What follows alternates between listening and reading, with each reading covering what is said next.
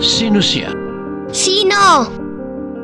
Siya ang nakatatawang cartoon character na si Tasyo. Kinata siya, iniscript at iginuhit ng Filipino comics cartoonist na si Agripino Baque. Nalathala ang mga funny antics ni Tasyo at pinatakbong walang dialogue sa mga pahina ng Manila Times noong 1960s. Hanggang sa malathala rin ito sa iba pang comic section ng iba pang newspaper gaya ng Philippine Star Daily. Una itong isinalin sa pelikula ng Ambassador Films noong 1963 sa ilalim ng pamamahala ni Direk Armando de Guzman at ginampanan ni Oscar Obligacion ang title role. Muli itong isinapelikula ng Memorex Films noong 1980 at ginampanan ni Chiquito ang papel na Tasyo.